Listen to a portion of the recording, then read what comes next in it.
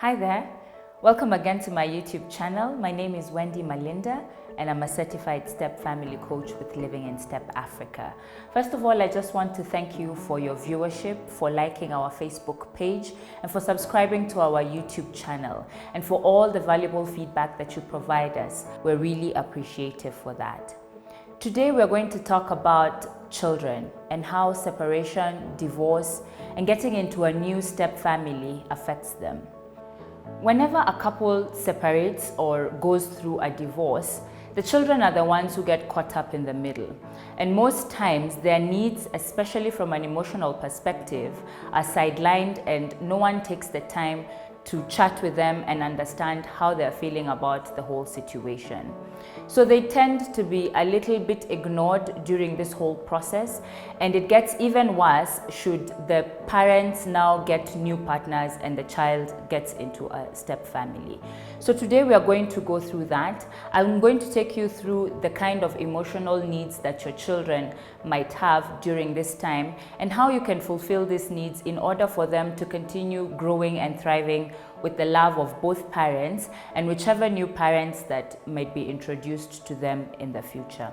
Children, especially if they're of a younger age, are usually not able to voice their emotions or talk about them clearly to another person. So it's easy for them to get caught up or to act up without necessarily knowing what is going on in the background or what is the trigger for this kind of behavior. As a parent, it's important for you to be able to watch your kid, to be able to understand and try and bring out those emotions and then be able to explain it to your child in a manner that they understand at whatever age they are. So the number one need for your child during this time is for you to spend some quality time together as a family, regardless of the fact that you and your partner are no longer together. For children, it's important for them to spend time with mom and dad as opposed to you giving them gifts to compensate for the valuable time that you should be having with your children. Children can usually see through this. They love the gifts, they will love the holidays, but if they're really asked what they truly want, they would say that they want to spend time with you and with your ex-partner. So make sure you set time apart for you to spend with your child and do fun things. Make memories that will last 20 years from now. It's also important to understand that children really don't care about all the drama that is going on in your life, and they will easily forgive you for any mistakes that you make. So don't feel guilty about separating with your partner. Don't feel guilty at the fact that now your children have to live in two separate homes. All you can do is continue to spend time with them, continue to love them, continue to be the parent that you're supposed to be, even though you and your partner are not together under one roof. Should you and your partner decide to move on and get into a new relationship or marry somebody else, it's important to understand that your children will now have another parent that they need to get to know and learn and form a relationship with. It's important at this stage to understand that what your child really needs is for them to be comfortable in whichever home that they're in. Usually what happens when a step family is formed, a child has multiple homes. The minimum is 2, but there could be more. So what happens is your child will now have multiple homes that they visit over a period of time. The parent who has permanent custody of the child spends the most time with them, and then depending on what arrangement they have with the other parent, then they will either go during the weekends or whatever arrangement that they have. So the trick here is for you as a part-time step parent or as the parent who has the visitation rights, you need to make the child feel comfortable whenever they come. They shouldn't feel like a visitor. If it's possible, let them have their own room, let them have some storage space for their clothes, toothbrush, all these things, so that they don't have to feel like they're living out of a suitcase whenever they come to visit you. And this will help them feel more comfortable even embracing the new parents that you might introduce to them in this new home.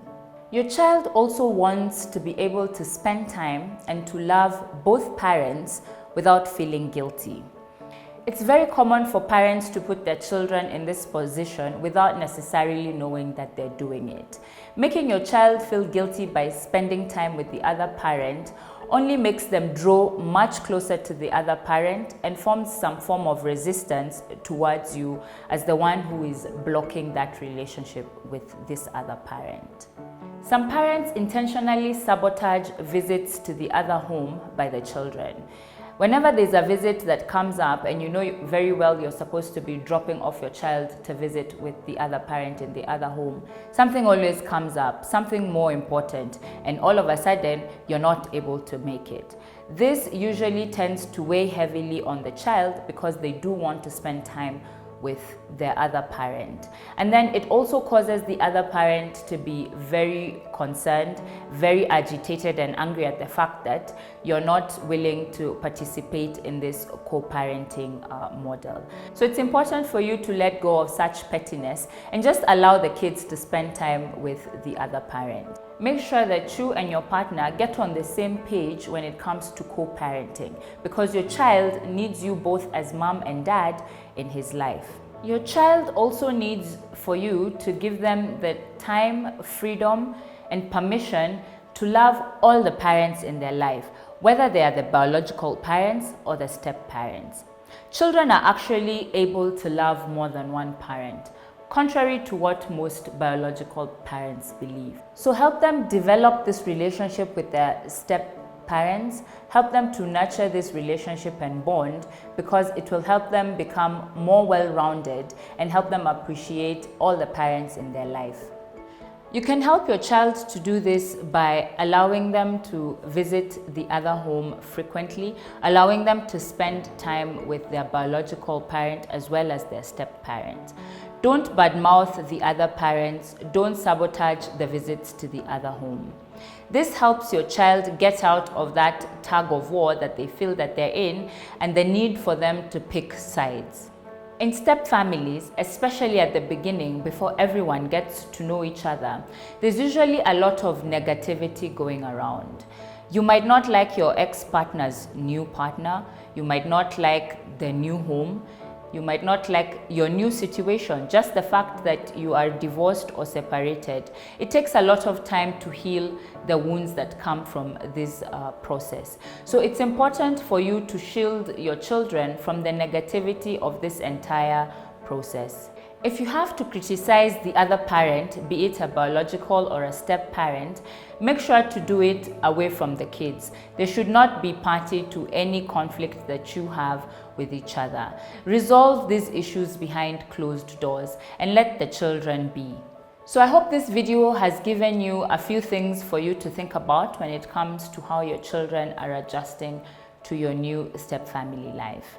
And I hope I have brought you one step closer to happily living in step. Make sure to subscribe to the channel, that is Living in Step Africa TV on YouTube, and also like our Facebook page, Living in Step Africa. I will see you next week. Thank you.